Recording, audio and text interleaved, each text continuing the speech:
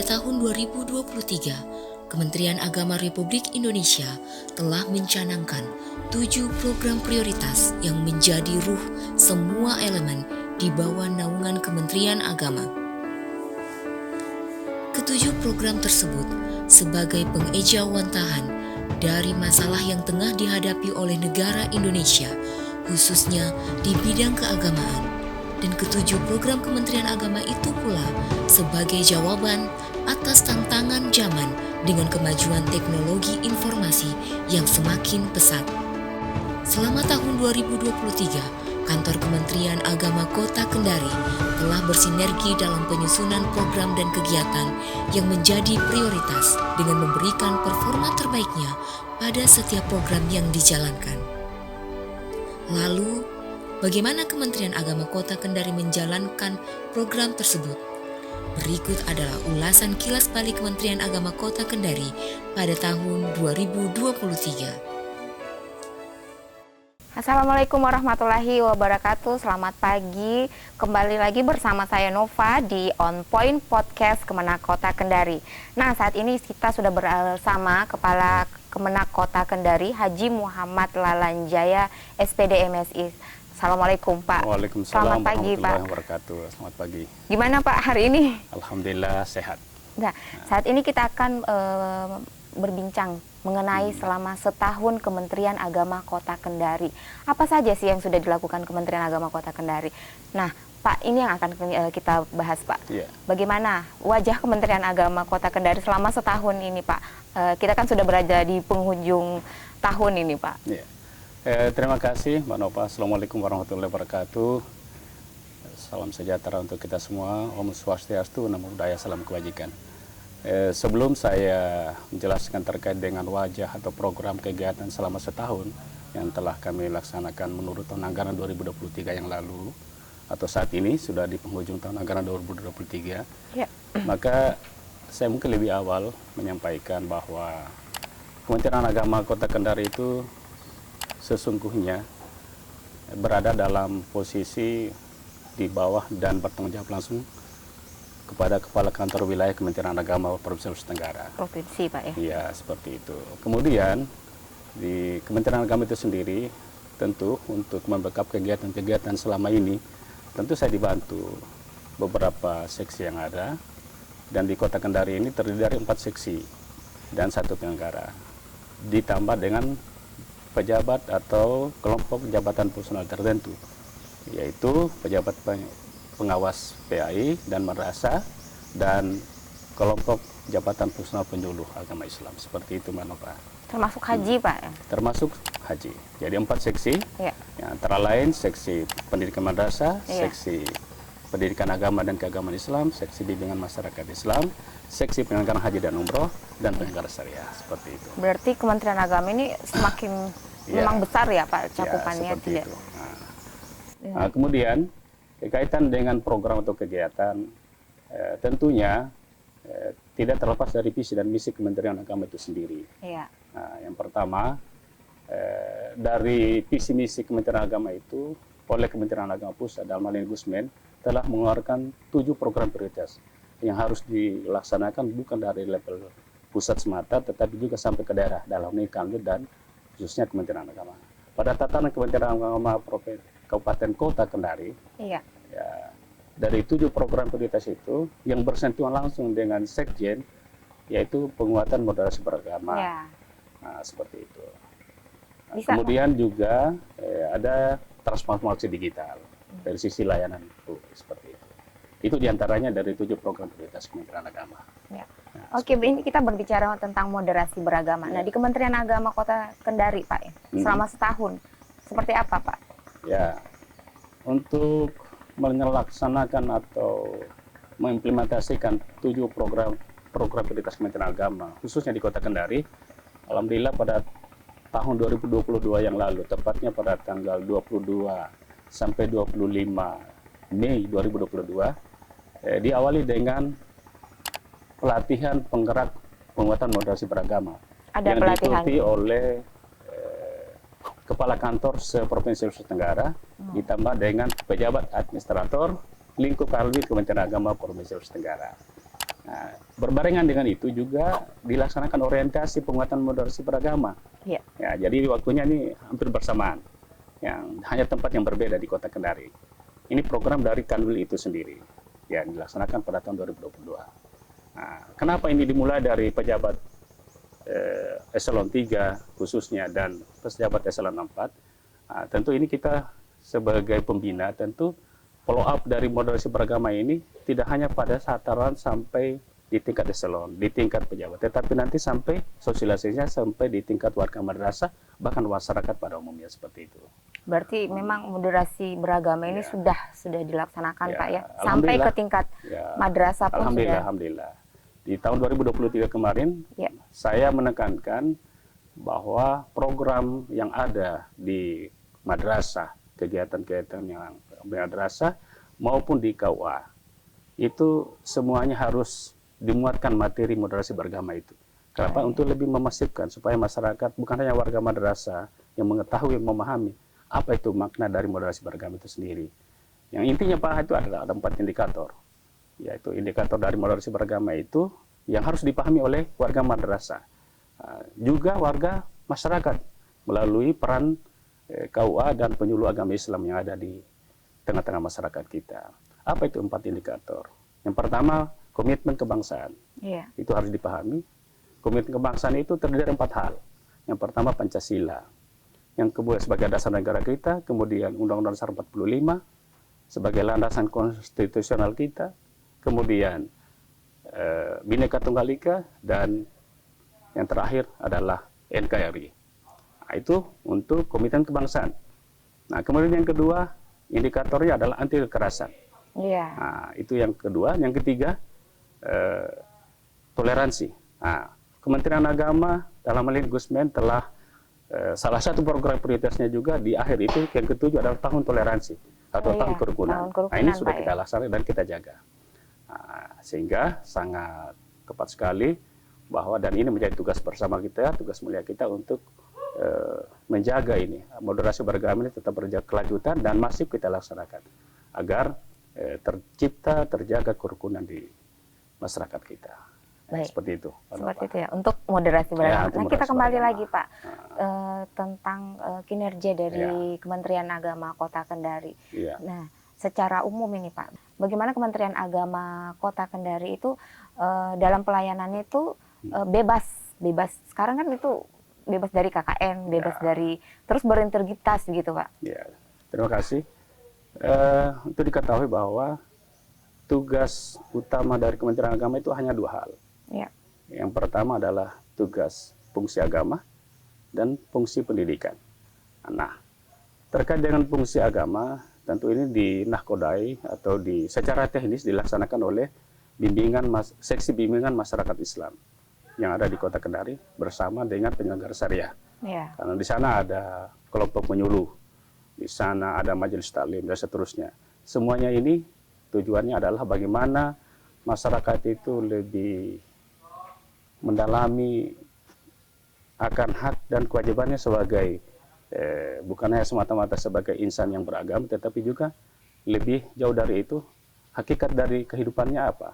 Di samping beribadah kepada Allah SWT juga membangun hubungan sosial. Dalam hal ini terbangun hablum minallah, terbangun hablum minallahnya, hubungan terhadap al-haliknya, dan terbangun dengan hubungan sesama manusia. Nah, ini yang dikuatkan dari fungsi agama. Kemudian dari fungsi pendidikan, ranahnya itu diperkuat atau dilaksanakan oleh pendidikan seksi pendidikan madrasah.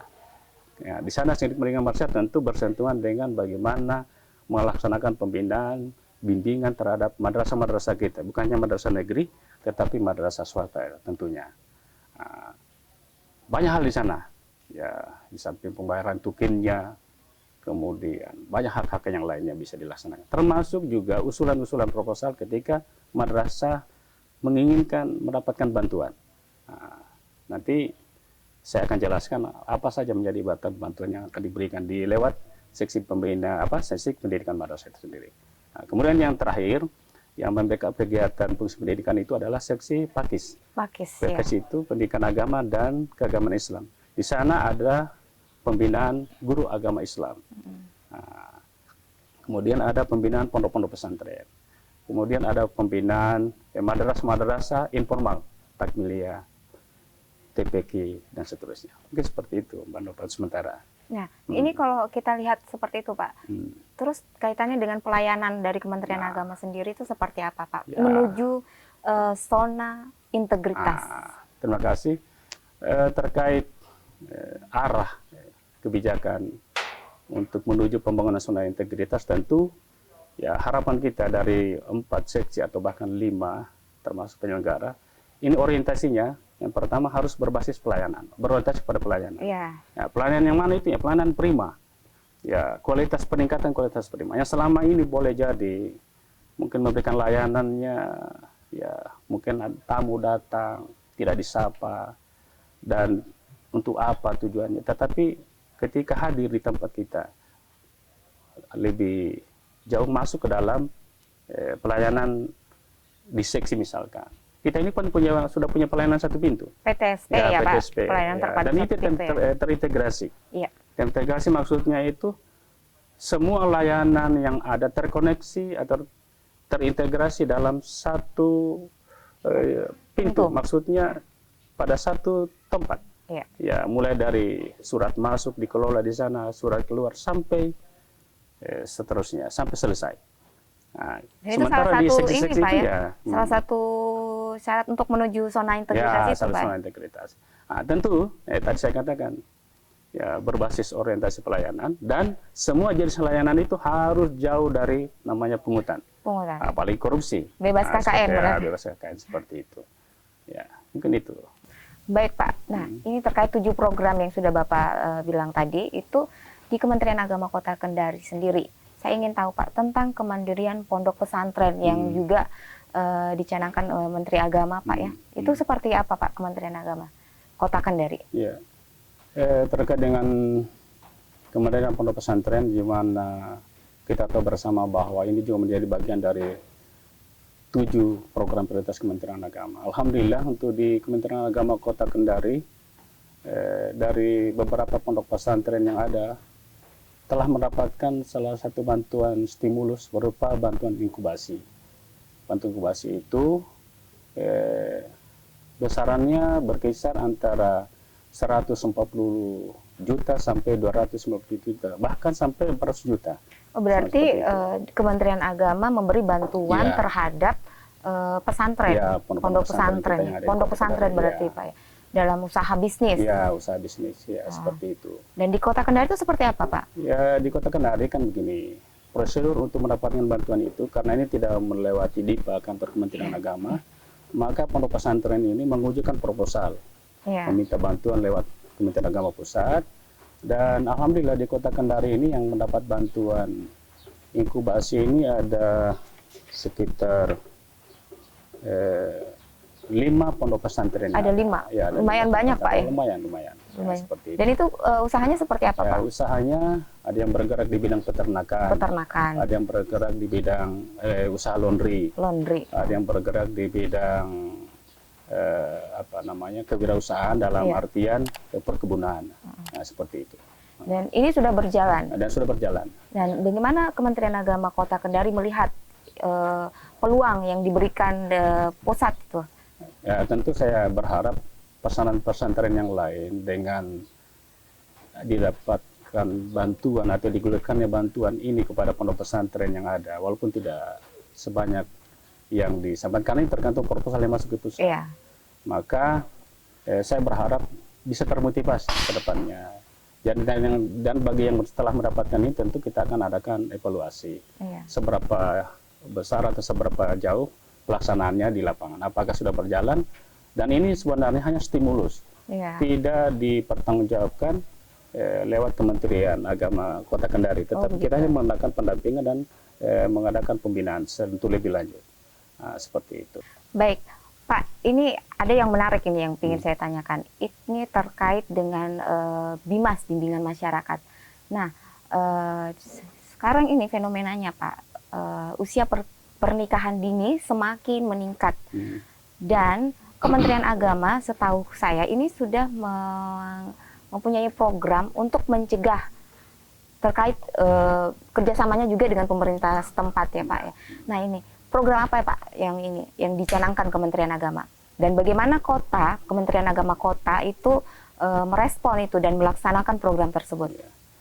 Ya, terima kasih. Alhamdulillah di tahun anggaran 2023 bahkan di tahun anggaran sebelumnya itu sudah ada program yang sebenarnya ini bukan program baru, hanya merubah bentuk saja nama. Kalau dulu yang disebut dengan bimbingan pranikah, tapi sekarang itu bimbingan remaja usia sekolah. Bimbingan remaja usia sekolah. Nah, ini fokus sasarannya adalah bagaimana masa-masa usia sekolah antara 16 sampai 18 tahun ini menjadi fokus dari kegiatan atau program ini. Nah, tujuannya apa? Ya seperti yang tadi Manova sampaikan bahwa itu untuk membentengi anak-anak kita dibekali ilmu, bukan hanya ilmu tentang kesehatan, tetapi paling tidak di masa-masa usia mereka ini kan tentu ada perubahan masa dari peralihan dari masa remaja ke dewasa 16. Jadi masa-masa kalau istilah di sekolah itu masa pubertas. Ya perubahan dari sisi fisik dan pikiran dan seterusnya, emosionalnya terutama. Maka melalui kegiatan ini dari Kementerian Agama melaksanakan kegiatan ini, dan program ini sebenarnya kalau dilihat dari sisi anggaran tidak sebesar, tetapi dengan adanya program ini dan kami juga telah berkoordinasi dengan stakeholder terkait, terutama sekolah-sekolah, sangat membackup dan sangat merespon itu. Sangat merespon, ya, sangat merespon. Nah, anggarannya ada di kabupaten atau di kota Kendari melewat DIPA kota, tetapi implementasi atau teknis pelaksanaan akan diserahkan ke KUA. Kenapa? Karena itu tadi saya katakan anggarannya sangat minim. Tetapi dengan membutuhkan orang yang banyak. Ya, tahun ini saja 987 orang responden. Tapi alhamdulillah. Dan itu di luar target atau melebihi target? Melebihi ekspektasi. Melebihi ekspektasi, ya, Pak. Yang tadi awalnya saya itu agak bisa enggak kita laksanakan ini. Apalagi pas masuk bulan puasa. Nah, kemarin bisa enggak tercapai ini target pemerintah ini. Alhamdulillah. Saya melalui teman-teman KUA rapat teknis bagaimana program ini bisa berjalan walaupun bulan puasa. Nah, pas momen di bulan puasa itu justru ada waktu yang tepat. Betul, ada pondok pesantren kilat di bulan Ramadan. Nah, salah satu materi itu kita sisipkan pembinaan BRUS ini, bimbingan remaja usia sekolah. Berarti Kementerian Agama memberi edukasi, dan itu melibatkan berbagai macam ini Pak ya. Yang kita libatkan bukan hanya Kementerian Agama, tentu ada stakeholder terkait. Yaitu yang pertama ya dari sisi kesehatan, dalam hal ini puskesmas setempat. Ada karena edukasi, ini berada di kecamatan. Kesehatan juga, Pak. Nah, di kecamatan ya, puskesmas setempat bersama dengan BKKBN setempat. Nah, seperti itu. Nah, kalau kita Kementerian Agama akan sentuhannya bagaimana remaja ini mempersiapkan diri, ya tentu dari sisi agama kita jelaskan bahaya pergaulan bebas, ini perbuatan maksiat. Artinya kita bentengi dari sisi agamanya. Ya kita berikan, apalagi bulan puasa. Puasa itu mengangkat hawa nafsu, nah, itu lebih tepat. Nah, kita sampaikan seperti itu. Berarti ini Kementerian Agama tidak hanya sekedar di madrasah saja Pak, tapi juga melibatkan sekolah umum. Nah, justru itu, justru di program BRUS yang baru saja kita laksanakan, justru 90% itu sekolah umum. 90% karena kan madrasah kita di Kota Kendari sangat terbatas. Usia 16 sampai 15 tahun itu kan usia setingkat sekolah menengah atas. Sementara di Kota Kendari ini hanya madrasah aliyah negeri saja yang ada. Nah, padahal di samping itu, walaupun karena di posisi waktu itu pas suasana libur juga sebagian madrasah. Kalau pondok pesantren kan libur. Maka alhamdulillah untuk Man 1 Kendari ini kebetulan ada kegiatan pondok pesantren bisa masuk atau bisa masuk sejumlah 100 atau 200 orang waktu itu untuk mengikuti kegiatan ini. Nah, bagaimana yang sisa ini 797 orang? Nah, tentu kita sasar sekolah-sekolah umum yang ada di Kota Kendari yang masuk di wilayah kecamatan dari 10 kecamatan yang ada. Nah, saya perintahkan kepala KUA untuk koordinasi dengan kepala sekolahnya, kepala SMA-nya, dan alhamdulillah di bulan puasa itu bisa terlaksana 8 kecamatan berarti kurang lebih 800. Kurang lebih. Sisanya nanti selesai Lebaran seperti itu. Berarti banyak yang berperan di sini Pak ya untuk mensukseskan program BRUS ini, termasuk KUA, kesehatan. Ya, mungkin saya tambahkan bahwa di pada satu momen saya mengikuti kegiatan upacara di Wali Kota Kendari, Komandan Kodim itu sempat melihat tayangan itu, visualisasi terkait dengan pembinaan BRUS ini. Mereka justru menawarkan, kenapa tidak kami dilibatkan, supaya kami bisa masuk kepada memberikan wawasan kebangsaan. Wawasan kebangsaan.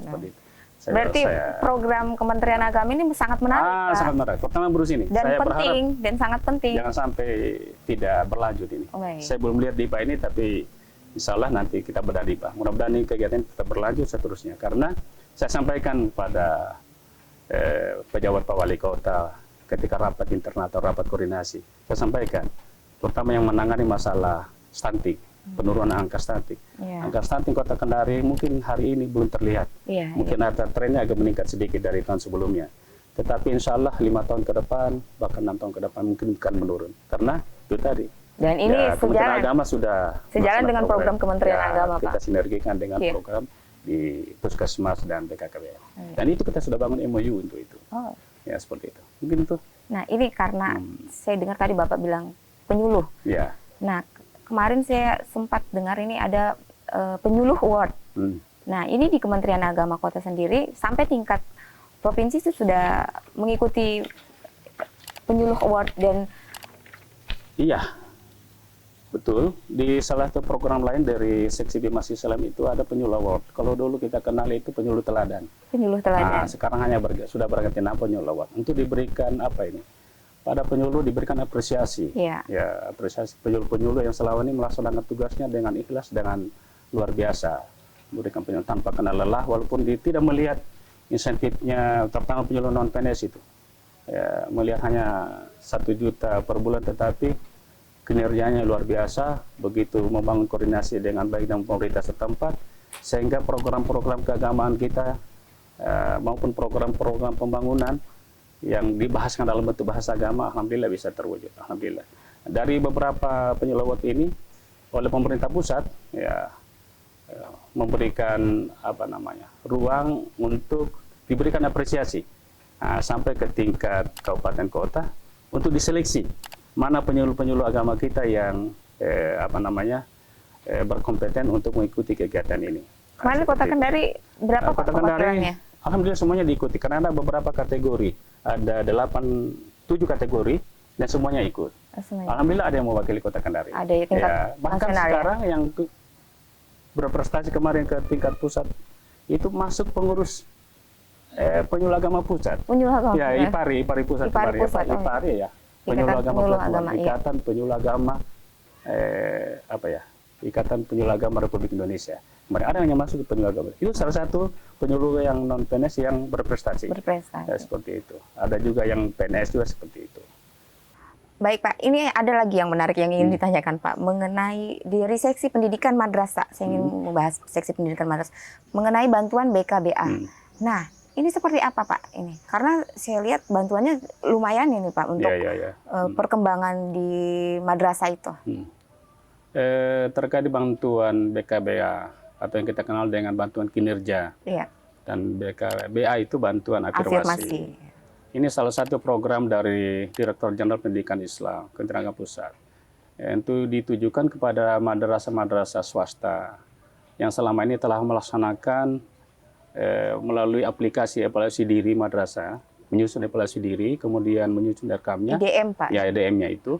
Ini kan terkait dengan pendanaan kegiatannya lewat dana BOS. Sehingga bantuan kinerja ini diberikan kepada madrasah yang pelaksanaan, pelaporan kegiatan, dan semua pertanggungjawaban yang oleh dana BOS itu tertib. Bisa saya katakan tertib administrasi, tertib pelaporan dan seterusnya. Sehingga diberikan bantuan kinerja untuk memotivasi sebagai reward sebenarnya dari pemerintah. Kemudian ada juga yang dikenal dengan bantuan afirmasi. Nah, bantuan afirmasi ini ditujukan kepada madrasah yang mengalami kendala keterbatasan. Bisa jadi sarana prasarana, sumber daya, dalam ini operator dan sebagainya. Dan Sehingga Kota tetap Kendari, diberikan juga bantuan, yang namanya bantuan afirmasi. Kota Kendari berapa Pak yang Kota Kendari mendapat alhamdulillah yang mendapatkan bantuan kinerja hanya satu. Satu. Dan ini semua madrasah swasta. Saya punya data Iya. yang mendapatkan bantuan kinerja dulu, yaitu sebesar 100 juta adalah untuk madrasah ibtidaiyah atau MIS Ma'had Ummul Watan, Ummul Qura. Nah, MIS Ummul Qura itu 100 juta. Ini bantuan kinerja. Bantuan Artinya kinerja. walaupun dia swasta, tetapi tertib administrasi pelaporan akademi, rekamnya bagus pelaporannya, sehingga diberikan bantuan itu.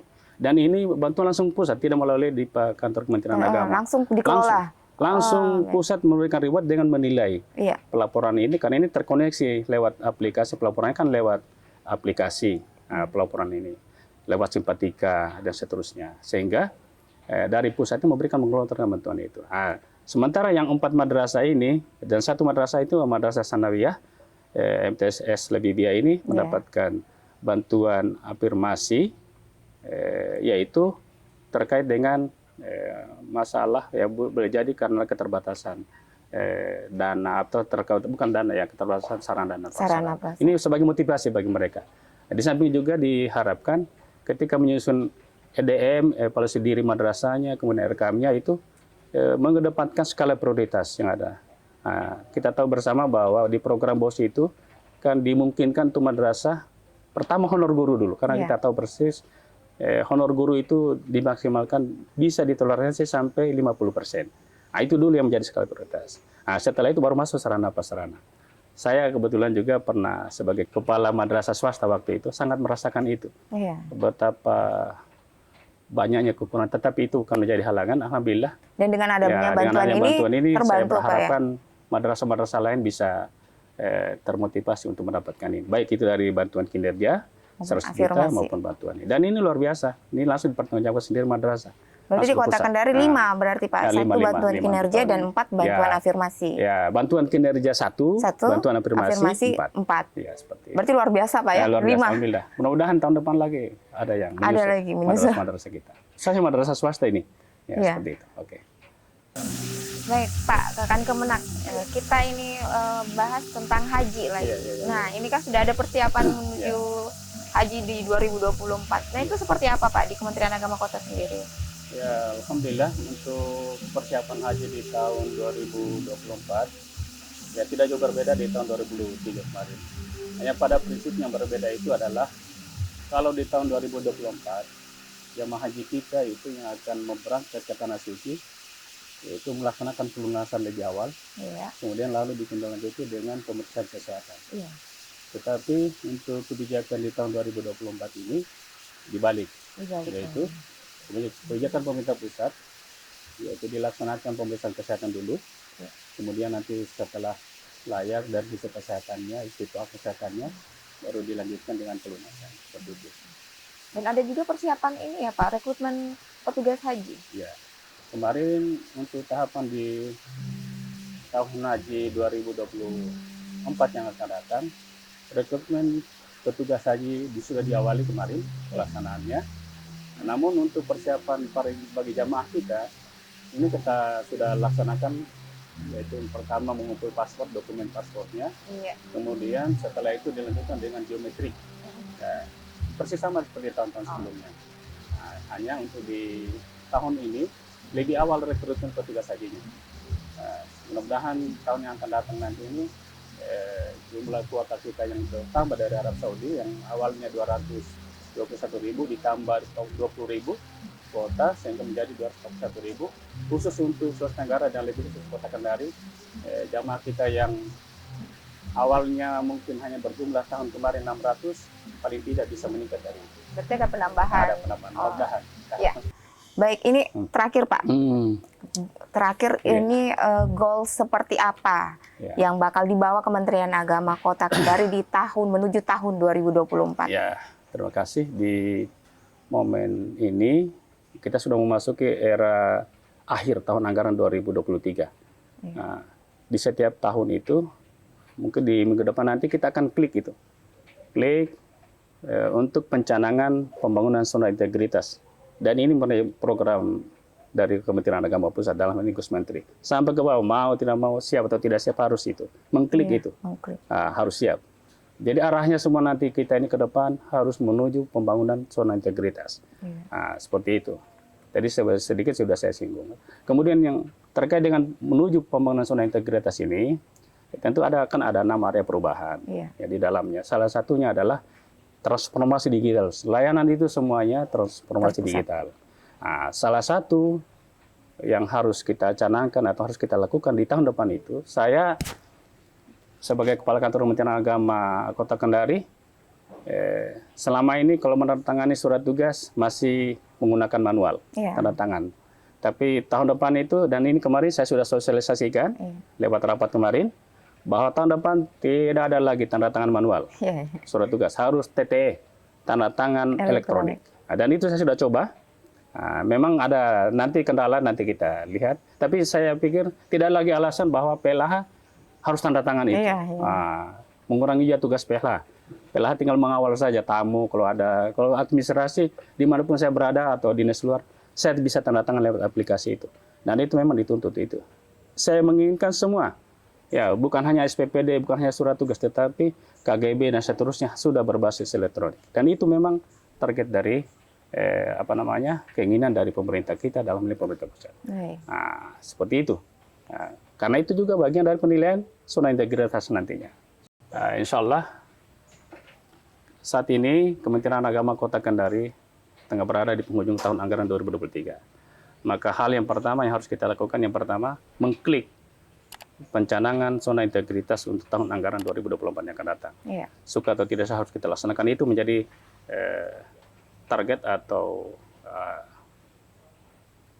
anjuran dari pemerintah pusat untuk itu, bahwa setiap lembaga atau instansi harus mengarah kepada pembangunan zona integritas. Ya, tidak usah dulu sampai piloting, paling tidak pencanangan zona integritas itu. Tapi upaya kita sampai piloting, itu target saya waktu itu untuk tahun yang akan datang.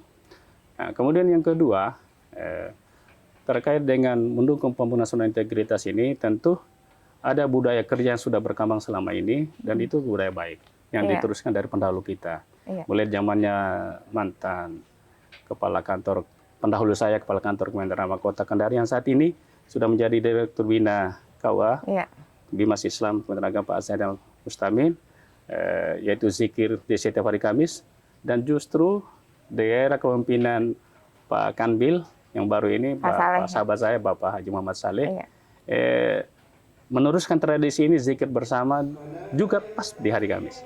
Karena ini hal yang baik, karena Pak Kanbil selalu mengarahkan kita bahwa bukan hanya kita mengisi atau kita sehat dari sisi fisik, tapi rohani kita juga harus diisi. Ada programnya juga ya Pak ya? Minimal seminggu. Ya, itu di dalam zikir bersama itu kan tentu ada arahan, ada bukan hanya zikir semata, tetapi tentu ada kita menerima arahan dari siraman rohani dari para ulama-ulama kita yang ada. Nah, kemudian besoknya hari Jumat itu ada pencanangan disebut dengan gerakan Kemenak Ultra Sehat, seperti itu. Ya, olahraga fisik, senam dan seterusnya. Berarti jasmani dan rohani harus seimbang, Pak. Ya, seperti itu. Itu saya ditambahkan barangkali. Oke. Terima kasih banyak Pak atas waktunya, atas bincangnya. Terima kasih. Dan saya rasa cukup Pak ya. Baik, demikianlah bincang kita bersama Kepala Kantor Kemenak Kota Kendari Haji Muhammad Lalanjaya. Dan kita akan ketemu lagi di kesempatan yang lain. Sampai jumpa. Assalamualaikum warahmatullahi wabarakatuh. Assalamualaikum warahmatullahi wabarakatuh.